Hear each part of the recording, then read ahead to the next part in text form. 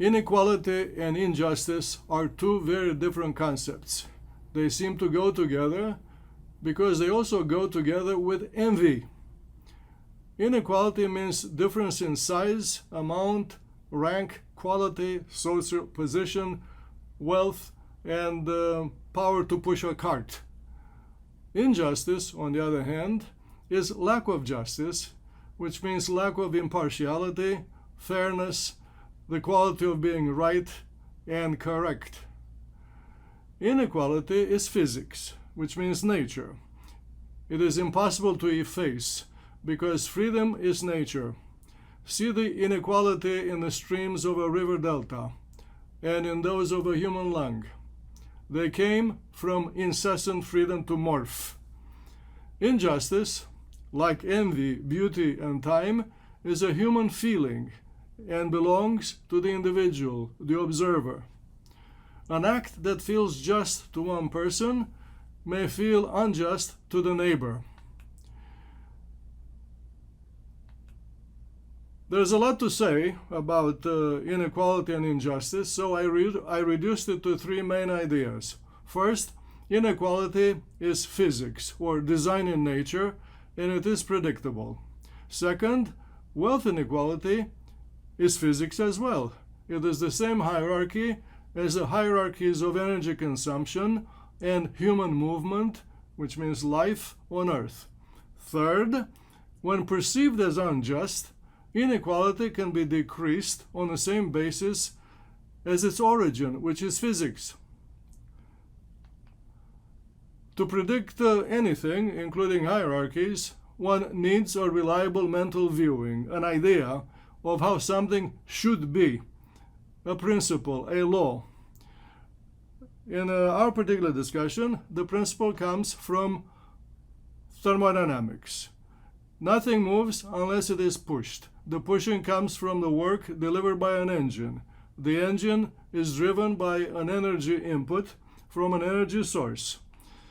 And the movement caused by the engine is dissipating the work or the power by getting the environment out of the way. Everything that we perceive as movement around us fits inside this rectangular box. The air currents, the ocean currents, the animals and the vehicles, and newer concepts that are at once mysterious and invisible, such as live matter, robotics, energy materials, sustainability, and climate. The engines and the brakes unite the geophysical with the biological and with the social organization. All these images, all these configurations are evolving as they flow. The principle that summarizes these innumerable observations is the constructor law of design evolution in nature. For a flow system to persist in time, which means to live in thermodynamics, it must evolve with freedom such that it provides greater flow access. Here I have a three-screen movie of the evolution of a river basin. The tape runs from left to right, and that is the time arrow of evolution in nature. Now we have the physics of evolution, which means change after change with a perceptible direction.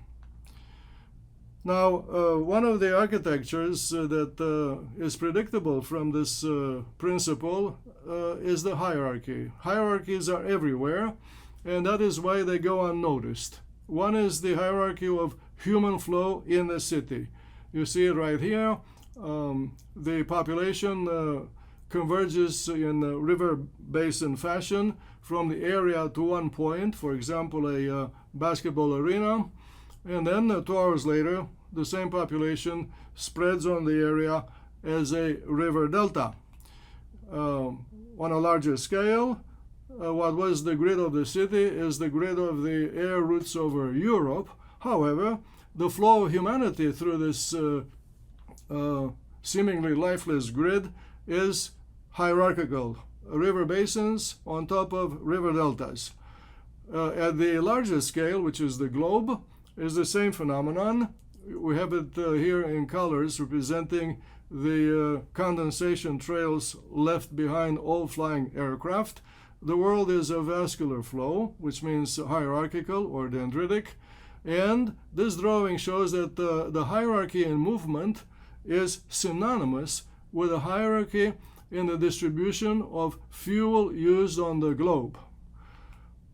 And now the discovery made in the lower left graph is that the energy used annually by a country or group of countries is proportional to the reported wealth of that country, the GDP or gross domestic product.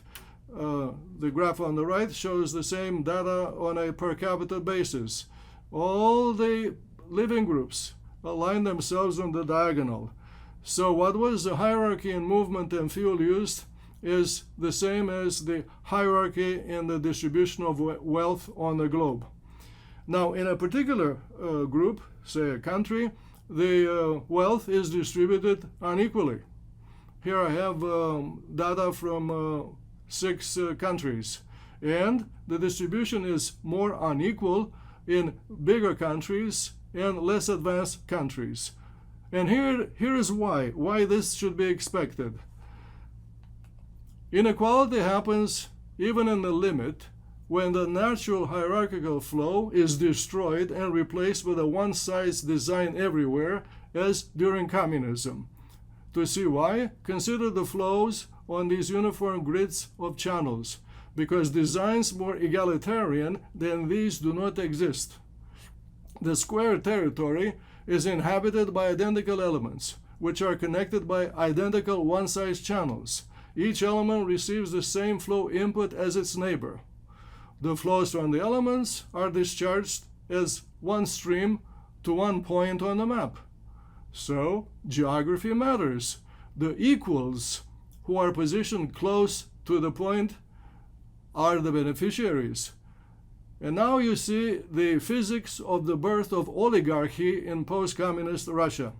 The spreading of innovation events over the populated territory is a way to control inequality. Innovation happens when one individual seizes the opportunity to open the flow channel that he or she controls. This is analogous to opening a valve or flipping a switch for the first time. The local design change attracts more flow into the liberated channel. More flow means that the innovator becomes wealthier. And also, the flow or wealth is increased over the entire territory. The entire population becomes wealthier because of a single innovation. The distribution of wealth becomes more equal than in the absence of innovation. The power of innovation on controlling inequality is an argument for teaching and spreading freedom, education, science, technology, and the audacity to question, to take risks, and to be unafraid. New ideas and artifacts spread the flow to distant patches of the territory that are not flowing and not known for generating innovation. Inventions and creative thought tend to occur more in places where they have occurred many times before. This is how the advanced countries, societies, and territories rose above others. They rose naturally because of freedom and because freedom is nature. To read more, I recommend my most recent books.